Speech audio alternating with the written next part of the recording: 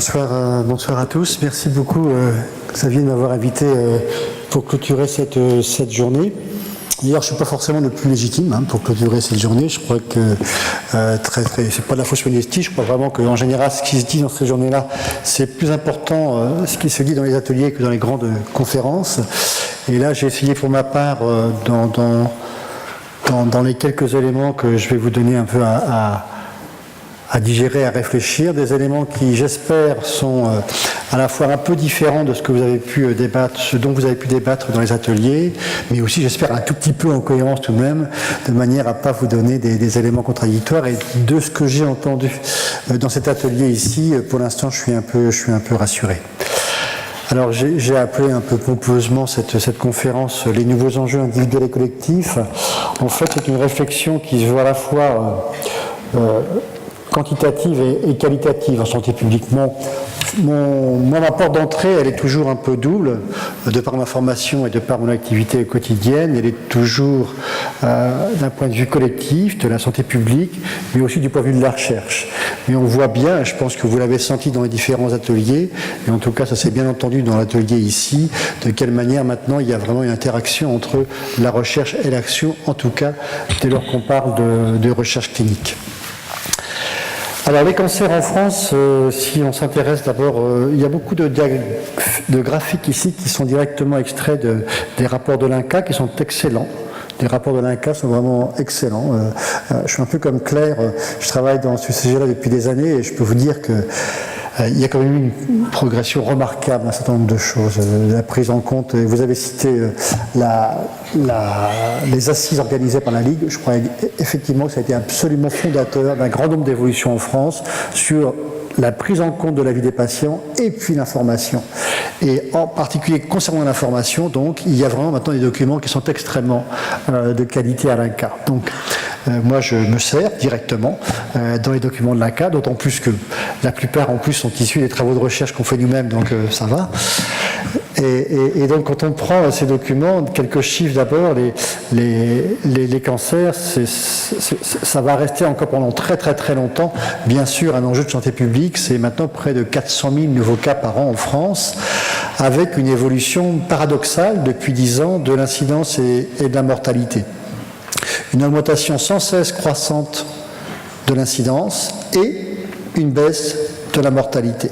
Et ça va appeler quelques commentaires qui vont être le prétexte de mon début de conférence. Alors, une autre constante également, c'est bien sûr les inégalités territoriales de répartition de cette maladie dans notre pays, avec toujours un gradient croissant du sud vers le nord de la France, mais avec une Normandie qui avant était intégrée aux tâches les plus sombres de Picardie, Nord-Pas-de-Calais, et qui maintenant s'en détache un peu. On a en fait maintenant un taux de mortalité qui est à peu près celui de la moyenne française. Alors quelques bonnes nouvelles. Une des raisons pour lesquelles il y a maintenant une divergence entre l'incidence et la mortalité, il y a de plus en plus de cancers en France, mais on en meurt de moins en moins. Une des raisons, c'est parce que les cancers ne sont plus les mêmes.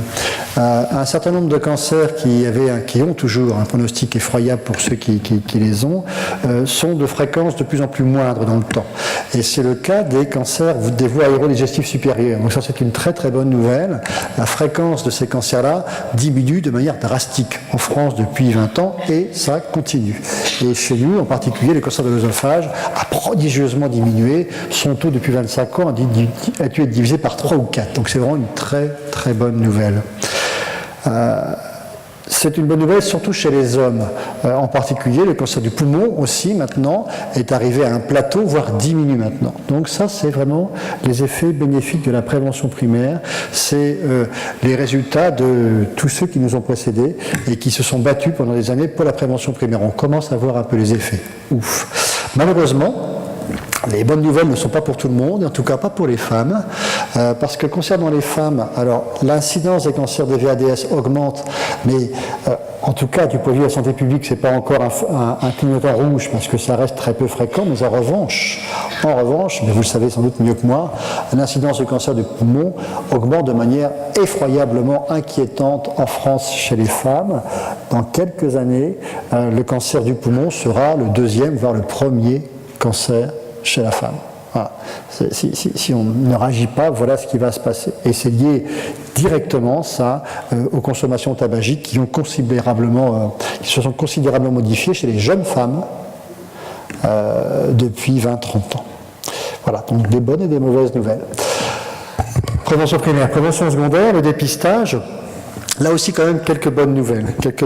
Et encore, on commence à récolter les fruits de tous ceux qui se sont battus un peu avant nous. Quelques bonnes nouvelles concernant le cancer du colorectum. Le dépistage maintenant est organisé relativement bien. On n'a pas encore des taux de participation extraordinaires, mais malgré tout, on pense qu'on commence à voir une baisse de la mortalité également qui est due à l'effet du dépistage du cancer colorectal en France. C'est une bonne nouvelle, d'autant plus que pour ceux qui ont été à l'atelier dépistage, j'y étais un tout petit peu, ils le savent.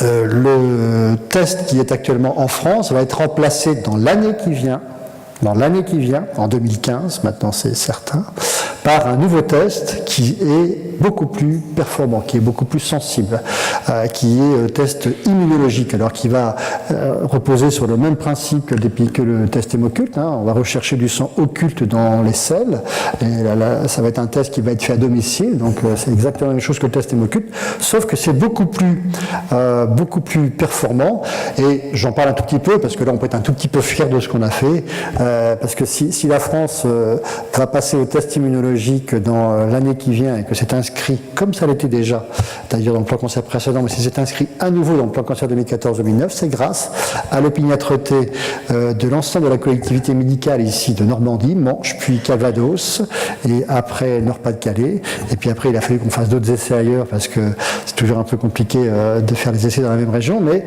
c'est vraiment la collectivité médicale des gastro-entérologues et des médecins généralistes qui se sont mobilisés dans le Calvados et dans la Manche, et je vous promets que ça n'était pas si facile que ça, parce que c'est très compliqué malgré tout de proposer des innovations médicales en France, c'est un peu compliqué, mais c'est grâce à cela que, voilà, en 2015, l'ensemble de la population française va bénéficier maintenant d'un test qui est le test immunologique, dont on n'a pas encore choisi exactement la dénomination, mais ça va être fait d'ici décembre, théoriquement. Voilà, donc c'est la bonne nouvelle. Deux enjeux autour du dépistage, et c'est des enjeux relativement nouveaux. Donc l'enjeu de la performance, test du dépistage concernant l'intestin, mais aussi l'enjeu de l'information. Et ça, c'est un enjeu qui est nouveau. Le dépistage a changé. On a maintenant, quand on a commencé le dépistage, tout le monde était tout feu, tout flamme, et le dépistage, c'était un militantisme. Et on prenait le dépistage à fond la caisse, et on essayait de vraiment le promouvoir comme on pouvait promouvoir un produit commercial. Et heureusement, depuis, le message se modère un peu parce qu'on a commencé à découvrir que le dépistage, comme toute action de santé, comme toute action humaine, a des actions bénéfiques, mais peut aussi avoir des effets délétères. Et que le dépistage n'est efficace que s'il est fait dans de très bonnes conditions. Et en particulier, c'est bien ce qui a pénalisé dans les dernières années le dépistage du cancer du sein, puisque il y a peut-être que maintenant 5-6 ans que le débat est apparu autour du surdiagnostic. Lié au dépistage, à la pratique du dépistage du cancer du sein. Et ce dépistage, d'ailleurs, a fait qu'on entendait tout et son contraire, des débats extrêmement contradictoires, repris par les médias de manière des fois plus ou moins heureuse. Bon. Autour de ça, l'ensemble des praticiens, l'ensemble des acteurs, mais en premier lieu l'INCa, doit répondre à un véritable enjeu de la formation. Il faut arriver dans ces domaines qui sont très compliqués à faire qu'on délivre aux femmes intéressées un message clair, loyal, qui fasse que cette balance entre les effets bénéfiques et les effets délétères, ce ne soit pas les pouvoirs publics qui le fassent, mais que ce soit la femme qui le fasse. Et c'est pas toujours très simple parce que, encore une fois, les informations sont compliquées à digérer. Ça va sans doute s'améliorer dans les années qui viennent. J'espère que vous voyez bien, mais c'est pas de grande qualité. Oh, c'est pas mal, c'est pas mal. Donc là, j'ai essayé de prendre des extraits des publis les plus récentes, avec plus Stephen Duffy, c'est un type... ah non, c'est William, si c'est Stephen, voilà. Duffy, qui est un type absolument remarquable, un Écossais, dans le domaine du dépistage. On sait maintenant, c'est absolument certain, hein, il n'y a plus de contestation maintenant là-dessus, le dépistage du cancer du sein baisse la mortalité, parce qu'il y a eu un débat encore là-dessus. Mais c'est maintenant affirmé, on peut l'affirmer de manière certaine. Et en plus, maintenant, avec l'ensemble des études qui ont été faites, on peut faire ce qu'on appelle des méta-analyses, peu importe le nom, mais ça permet d'être de plus en plus certain du chiffre qu'on avance, et donc on baisse la mortalité de l'ordre de 35-40%. Hein. Donc, pour une femme, quand elle se prête au cancer du sein, tout au long d'un cycle de dépistage, elle va baisser son risque de presque 2 fois. Donc c'est costaud, quoi. Voilà, c'est une vraie efficacité sur sa diminution de risque de mourir d'un cancer du sein. Et puis il y a quelque chose sur lequel on avait vraiment des informations qui étaient extrêmement pas toujours très fiables, c'était justement le surdiagnostic. Dans quelle mesure est-ce que le cancer que l'on découvre chez une femme est un cancer dont elle aurait souffert ou pas? On arrive maintenant avec des techniques, et en particulier grâce à Stephen Duffy, qui est un mathématicien au départ, mais qui a dédié sa vie professionnelle, en tout cas, au cancer, et vraiment qui a apporté beaucoup de choses. Et on sait maintenant arriver à estimer ce surdiagnostic. Et pour le cancer du sein, c'est sans doute pas plus de 10%. C'est sans doute pas plus de 10%. Voilà. Donc ça veut dire que dans un cycle de dépistage du cancer du sein, il y a du surdiagnostic, mais en fait, il n'y a qu'un cancer sur 10 dépisté dont la femme n'aurait pas souffert. Voilà. Donc, 40% de la mortalité et à peu près un cancer sur 10 pour lequel, clairement, on n'apporte aucun bénéfice, voire on va pourrir la vie de la femme chez qui on le découvre. Voilà. Et donc, maintenant, on fait quoi ? Est-ce qu'on met en place et qu'on ne met pas en place? Eh bien, ce qu'il faut mettre en place, c'est une campagne, comme essaye de faire un gars, une campagne d'information claire et loyale, qui fasse que chaque femme, avec ces informations, éclairée ou pas par ses amis, par sa famille, par son médecin, par tous ceux qui peuvent aider, prenne la décision elle-même. Voilà ce vers quoi il faut qu'on aille. C'est un véritable enjeu. C'est un véritable enjeu, d'autant plus que, c'est un véritable enjeu, d'autant plus qu'en France, on n'a pas été très brillant sur les exemples précédents. Le cancer de la prostate, ça a été une catastrophe. Ça a été une catastrophe. Le cancer de la prostate, on n'a pas su se débrouiller, quand je dis on, responsabilité collective, hein, bien sûr en premier les institutions, mais tous les praticiens, on n'a pas su se débrouiller par rapport au message extrêmement délétère promu par les associations d'urologues qui délivraient un message beaucoup trop positif sur le dépistage du cancer de la prostate par la pratique régulière d'un PSA. Or, ça fait quelques années que toutes les autorités scientifiques sont d'accord pour dire qu'il n'y a, qu'il n'y a aucun bénéfice démontré scientifiquement pour un homme de plus de 50 ans qui n'a aucun signe, il n'y a aucun bénéfice pour lui à pratiquer la pratique régulière d'un PSA. Voilà. Il n'y a que des effets délétères.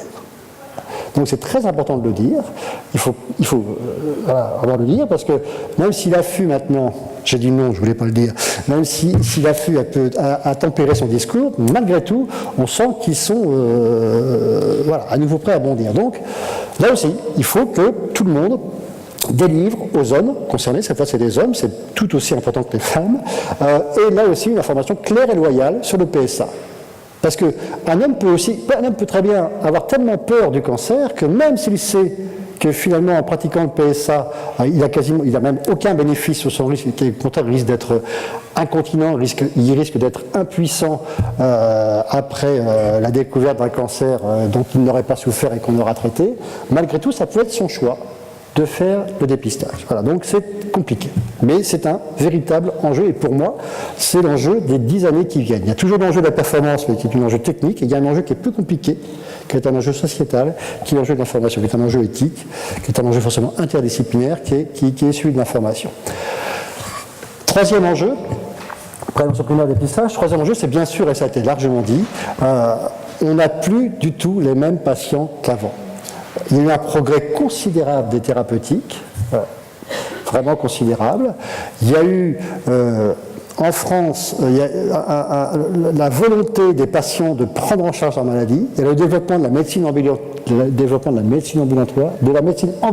voilà, je vais arriver à le dire, excusez-moi, voilà, qui fait que il y a maintenant une vie avec ou après un cancer qui n'existait pas du tout il y a 10 ans de cela, où la seule préoccupation des chercheurs et des praticiens, c'était de sauver la vie des gens. Voilà.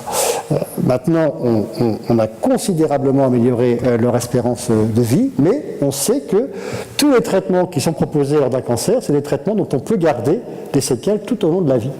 Et j'ai entendu le mot cancer, maladie chronique, c'est exactement ça. Et donc, c'est une nouvelle population de patients pour lesquels il faut développer une recherche, pour lesquels il faut développer des soins adaptés, des soins de support qui intègrent l'ensemble des soins qui ne sont pas ceux directement liés à la maladie. Et donc, c'est l'enjeu de la qualité de vie. On sait qu'en particulier, il y a un impact très fort de la chimiothérapie sur les fonctions cognitives. C'est un enjeu de recherche immédiat. Et j'espère très, très vite des ateliers, enfin, des soins de support là, tout à fait adaptés au fait de pouvoir préserver, c'est ce qu'on appelle la prévention tertiaire, pouvoir préserver les fonctions cognitives. Les conséquences sociales, je vais en parler un tout petit peu après. L'accès au crédit et aux assurances, l'éducation thérapeutique, bien sûr, les soins de support qui intègrent l'éducation physique, je pense que l'éducation physique c'est le terme qu'il faut adapter, l'activité physique, merci beaucoup. Et puis la place des aidants, voilà, qui là aussi n'est pas encore suffisamment développée. Donc vous voyez, toute une série d'enjeux qui sont à développer dans les années qui viennent. Considérant ces enjeux, il faut que les praticiens, il faut que les chercheurs également changent leur point de vue. Les chercheurs, pendant très longtemps, quel que soit l'objet de leur recherche, que ce soit la survie, que ce soit la qualité de vie, ils se sont intéressés à la tumeur. Et on a fait beaucoup de progrès en termes de génotype, en termes de phénotype, en termes de caractéristiques histologiques, etc. etc. Et 90, voire 95% des fonds dédiés à la recherche ont été dédiés à cette recherche, centrée sur la tumeur. Et puis après, on a un peu élargi le point de vue et on s'est intéressé à l'organisme et on a regardé de quelle manière on pouvait identifier des biomarqueurs prédictifs qui permettaient, pour un type de pathologie donnée, d'adapter le traitement en fonction d'autres caractéristiques liées à l'individu. C'est l'évolution vers la médecine stratifiée, la médecine personnalisée qui ne sera jamais vraiment personnalisée, qui sera au plus stratifiée. Voilà. Mais je pense qu'il faut encore plus élargir le point de vue. Parce qu'il est très important de mettre en évidence et de prendre en compte l'effet de l'ensemble de l'environnement du patient. L'organisme, c'est l'environnement de la tumeur, mais l'environnement de la tumeur va au-delà de l'organisme. C'est bien sûr tout l'environnement du patient, toute sa vie. Et là, si je vois mal, je suis un peu comme Stéphane. Là, il est clair que l'activité physique ou le choix de la sédentarité, il est clair que le réseau familial, le réseau amical, il est clair que l'exercice professionnel, le fait d'en avoir ou pas, les modalités de cet exercice, il est clair que son lieu de vie, tout ça influence de manière extrêmement forte.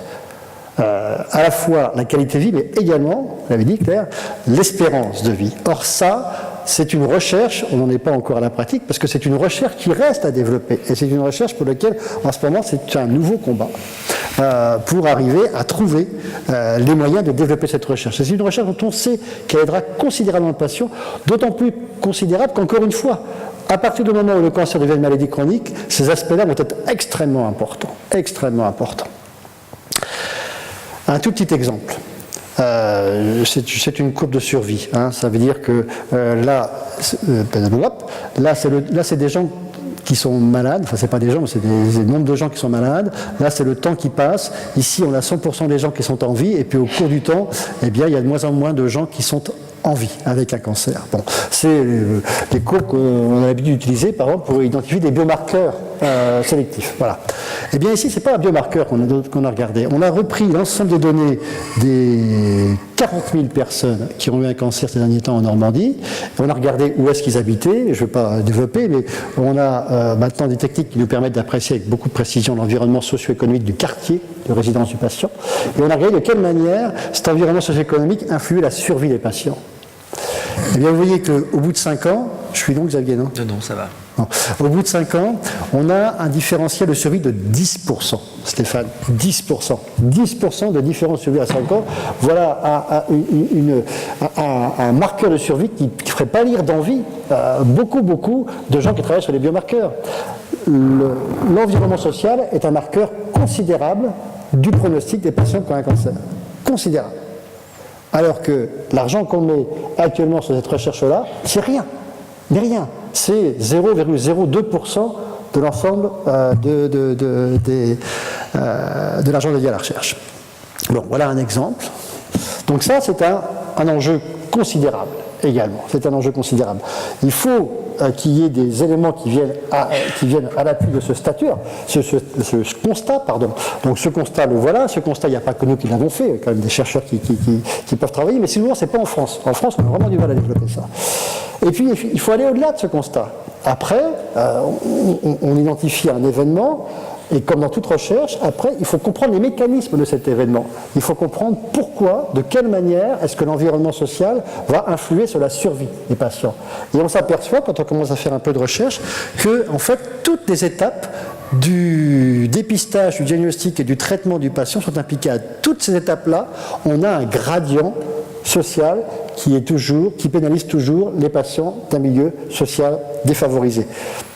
Alors, il faut faire ça parce qu'en allant loin dans les mécanismes, on peut assez rapidement identifier des mécanismes d'action, des programmes d'action publics qu'on peut livrer clé en main aux politiques, qui, s'ils en ont le courage, vont mettre ça en place. Mais j'ai le courage, c'est pas du tout facile d'être un homme politique. Beaucoup plus facile d'être un chercheur que d'être un homme politique. Voilà. Mais voilà quelques éléments, par exemple. Ici, on sait que en Côte d'Or, eh bien, le fait d'habiter à plus de 35 minutes, d'un centre de soins spécialisé ou agréé, va diminuer considérablement sa probabilité d'être opéré par un chirurgien aguerri. On sait aussi que cette probabilité diminue aussi considérablement avec l'environnement socio-économique du quartier dans lequel on habite.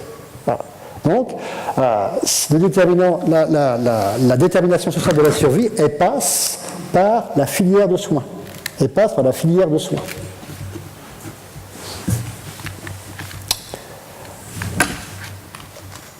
Voilà, autre élément, alors ça je ne vais pas tout mettre, j'ai pris juste les trucs importants. Bon, c'est un graphique un peu compliqué à comprendre, mais je vous le dis en 2 mots. Là aussi, on peut bien comprendre ce qui se passe en France, c'est si on monte des études de manière symétrique en France et dans d'autres pays qui ont des organisations de santé un peu différentes. Donc il y a les inégalités sociales à peu près dans tous les pays, mais quand on essaie d'aller un peu plus loin, on peut identifier les mécanismes qui agissent en France et pas ailleurs. Eh bien, par exemple, là, dans cette étude qui a été faite en France et en Angleterre sur le cancer colorectal, où il y a des inégalités sociales comme dans tous les autres cancers, eh bien, on s'aperçoit qu'il y a un gradient social important en France et en Angleterre. Mais ce qui différencie la France de l'Angleterre, c'est que en France, l'éloignement géographique, dont j'ai pris un exemple là, sur le cancer du sein, qui est très important également sur le pronostic du cancer du côlon, n'agit pas en Angleterre. En Angleterre, le gradient social est expliqué par les queues, les gens qui les patients qui habitent dans un quartier défavorisé en Angleterre, eux, on observe que c'est eux qui ont le plus grand délai entre le diagnostic et la prise en charge. Ça n'existe pas en France. Le passage du délai, ce n'est pas un mécanisme des différences sociales. Ce qui impacte fortement en France sur les inégalités sociales de traitement, c'est, encore une fois, la filière de soins. Et la filière de soins, elle est très déterminée par la distance entre le centre spécialisé et puis le lieu de résidence. Voilà. Alors, ce n'est pas une condamnation des hôpitaux périphériques, c'est une constatation. On voit ça et on réfléchit ensemble, on essaie de voir comment est-ce qu'on peut améliorer les choses, comment est-ce qu'on peut proposer des innovations dans l'organisation des soins propres à réduire les inégalités sociales. Tu me dis, Xavier. La partie, par contre, la plus importante, dans l'histoire de la maladie, la partie fondatrice des inégalités sociales de survie, elle se passe au moment du dépistage. Là, la filière de soins est importante, mais le dépistage, c'est le plus important. Alors là, les exemples sont extrêmement nombreux. Là, c'est le Calvados. Je vais aller un peu plus vite. Là, c'est l'Orne. Mais je prends cet exemple-là parce que Bon, encore une fois, on fait une corrélation entre les quartiers les plus défavorisés et les quartiers qui ont plus bas taux de participation, que ce soit au dépistage du cancer du côlon ou au dépistage du cancer du sein. Et à nouveau aussi, là, la distance par rapport au mammobile. Oh, j'ai vendu la mèche. Par rapport au mammographe fixe dans l'ordre. Plus un patient est éloigné d'un mammographe fixe, et moins il va aller à ce mammographe fixe. Si vous oubliez dans le graphique ici la partie bleue, si vous regardez que la partie verte, ça c'est à nouveau les quintiles de déprivation. Donc là, c'est des patients plutôt très pauvres et là, c'est des patients plutôt très aisés. Vous voyez que, bon, il y a une petite augmentation, mais vous voyez qu'en gros, il y a une tendance ici très claire de participation au dépistage dans un département dans lequel il n'y a que le mammographe fixe. Voilà.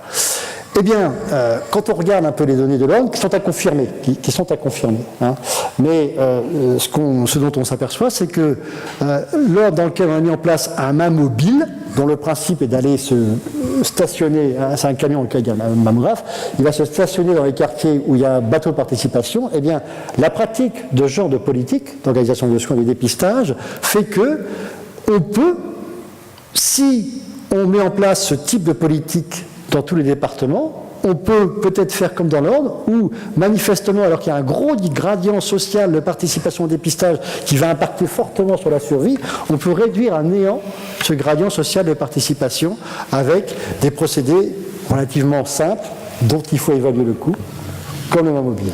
Voilà. Donc ça, c'est un enjeu pour les hommes politiques, c'est un enjeu pour les chercheurs, et les chercheurs, leur façon de faire aussi, c'est de mettre de plus en plus en place ce qu'on appelle des études interventionnelles.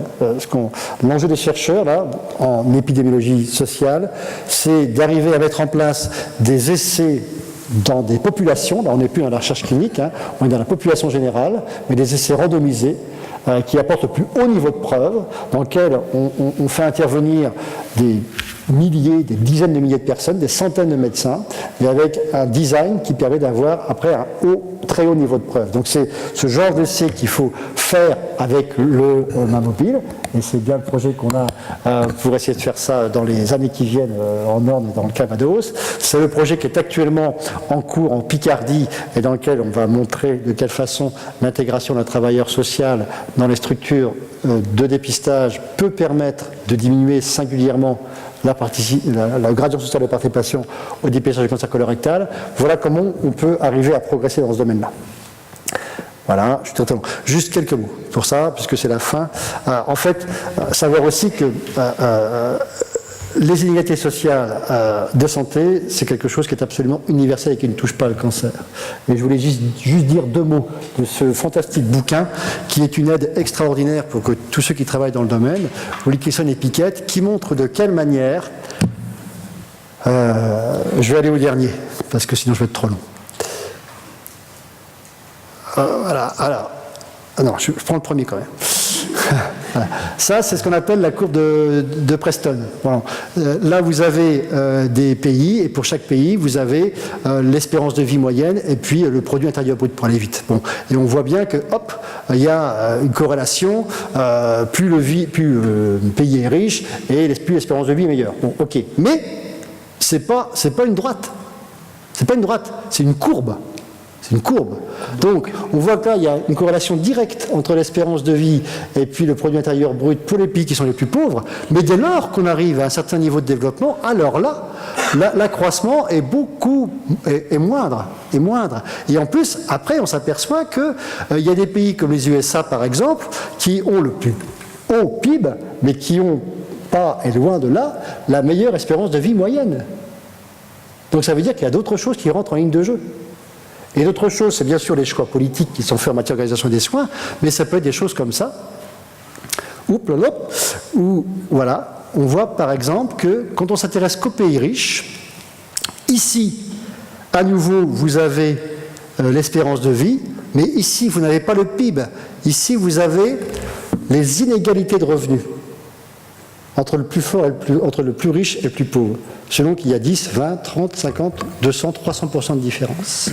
Eh bien, plus la différence entre les revenus les plus élevés et les plus riches dans un pays est élevée, plus cette différence est élevée, et moins l'espérance de vie est bonne. À partir d'un certain niveau, ce bouquin prouve, là j'ai pris qu'une courbe, mais il y en a des centaines, que l'égalité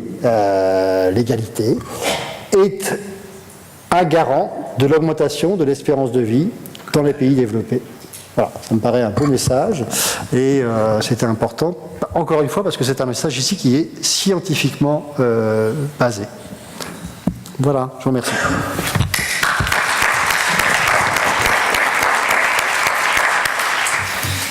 Merci Guy, j'aime bien aussi cette nouvelle version. Et effectivement, sur cette dernière impôt, je pense que ça méritait de s'y attarder un petit peu. C'est toujours aussi passionnant.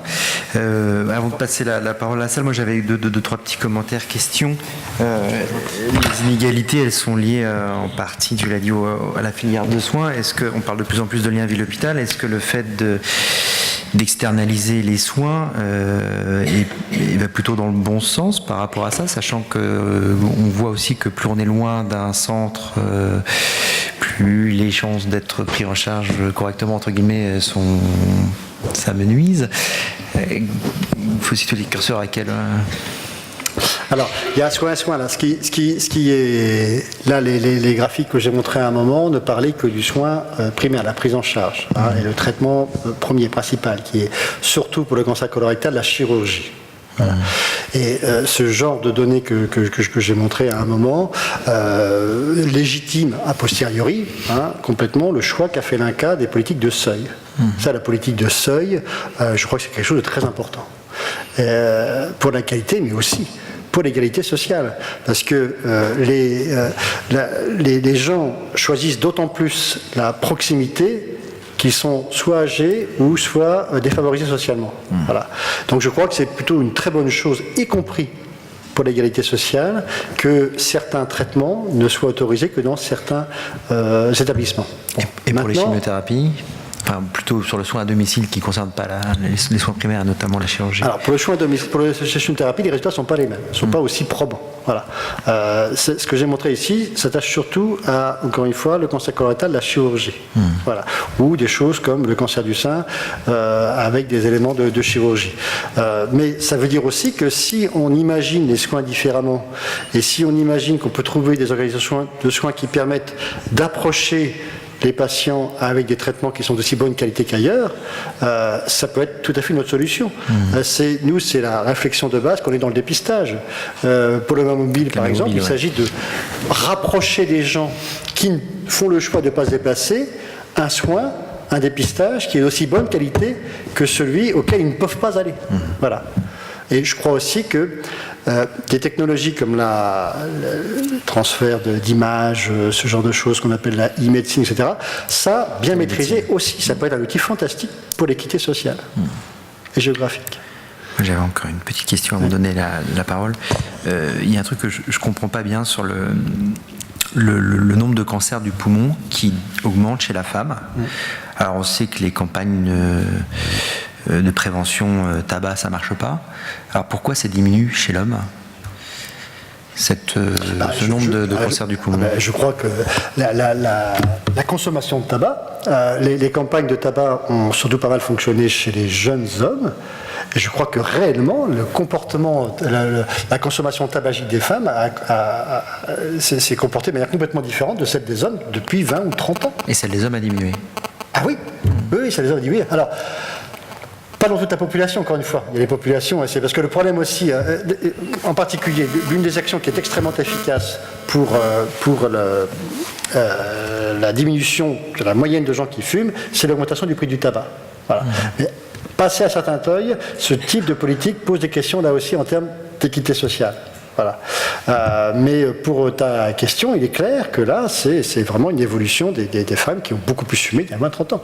Et donc avec manifestement des choix de messages de prévention primaire qui n'ont pas fonctionné. Et donc il faut sans doute réinventer maintenant des messages de prévention primaire adaptés à ces femmes et à ces jeunes femmes qui fument. Merci. Claire, une question. Oui, j'ai une question pour Guy Launois. Est-ce qu'il n'y a pas un biais, enfin, est-ce que c'est pas un peu rapide de penser, je me fais un peu l'avocat du diable parce que je suis tout à fait d'accord avec les seuils, enfin, plus les gens sont entraînés, meilleurs ils sont, mais est-ce qu'il n'y a pas un biais quand même dans cette conclusion de dire que à plus de 35 km, les chirurgiens sont moins aguerris? On sait que les différences sociales, c'est aussi dès le dépistage.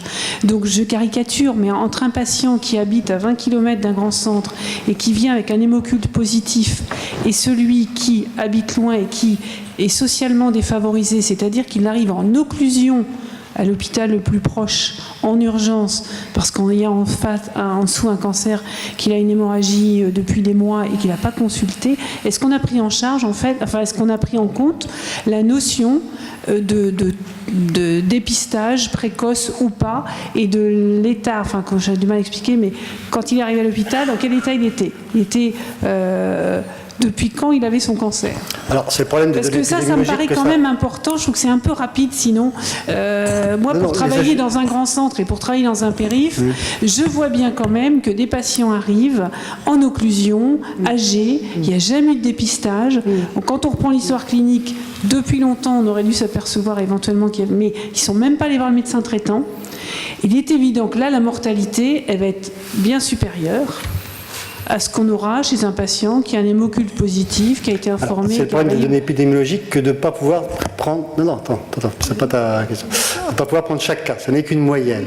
Mais dans cette moyenne, sois bien sûr que les éléments qui ont été donnés là prennent en compte l'ensemble des autres facteurs. Variable. Il se trouve qu'en moyenne, de fait, que quand tu prends la moyenne des gens qui en plus se dépistent plus tard sur le plus tard, mais aussi les autres qui finalement se dépistent pas plus tard, quand tu prends ça en moyenne, de fait, la probabilité en moyenne, quand on habite loin d'un centre spécialisé, d'être pris en charge par un chirurgien aguerri est moins bonne.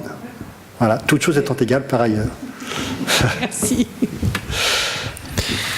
Mais n'empêche que, encore une fois, l'impact après des inégalités sociales sur le dépistage, à terme sur la survie, est beaucoup plus important, c'est ce que j'ai dit à un moment, hein, que l'impact des inégalités de traitement. Si on peut agir sur le dépistage, c'est déjà très bien. Est-ce qu'il y a d'autres questions dans la salle? Sinon, moi, j'en repose une. Donc, du coup, je repose une. On a montré il y a vraiment pas longtemps qu'on pouvait dépister des cellules tumorales circulantes dans le sang qui sont prédictives d'un cancer du poumon, qu'on peut voir 2 ans après à l'imagerie. Qu'est-ce qu'on fait de ce type de dépistage? Alors attends, on est dans la recherche là. Ça fait 20 ans que l'hypothèse des cellules tumorales circulantes circule justement, que ce soit pour le cancer du poumon ou pour d'autres. Hein, voilà. C'est une voie de recherche comme une autre. Pour le cancer du poumon, il y a aussi d'autres voies de recherche, hein, sur la mise en place d'un scanner, sur des techniques d'analyse d'image, des crachats qui peuvent aller plus loin que ce qu'on a fait jusqu'à présent. Mais enfin, ce que je veux dire, c'est à partir du moment où ça va venir, qu'est-ce qu'on va faire de ça? Quel traitement, quelle stratégie thérapeutique on va faire si on trouve des cellules tumorales circulantes? Je ne sais pas si ça va venir. Il y a plein de pistes de recherche qui capotent. Hein. Les cellules circulantes, ça fait depuis que je fais de la recherche dans le domaine, ça existe, quoi. Donc ça n'a pas encore émergé. Hein. Voilà, c'est comme dans la recherche, dans le dépistage du cancer colorectal. Moi, on m'a toujours dit que je perdais mon temps à faire de la recherche sur le test immunologique parce qu'il y avait le test génétique qui arrivait. Ça fait 30 ans qu'il arrive. Bon. Voilà. Il y a des logiques aussi économiques très fortes dans la recherche qui font qu'il y a des messages qui passent plus que d'autres. Voilà. Voilà. C'est pas parce qu'on est chercheur qu'on est complètement naïf. Alors, une petite question? Non, on vous a achevé. Il est très tard. Merci beaucoup, Guy, pour ce topo sur sur les inégalités. Et donc je vais simplement vous remercier et remercier aussi tous les partenaires de la journée, les laboratoires et puis Trilogie Santé et puis l'équipe du réseau qui s'est bien investie aussi au quotidien dans le travail du réseau et dans la préparation de cette journée. Et un grand merci à tous les intervenants sur les plénières et les ateliers. Donc voilà, grand merci à tous. Et puis on essaiera de faire, je pense, peut-être l'année prochaine ou dans 2 ans, une journée un petit peu moins chargée peut-être. Et éviter une demi-heure de retard. Avec autant de succès, j'espère. Merci à vous. Au revoir.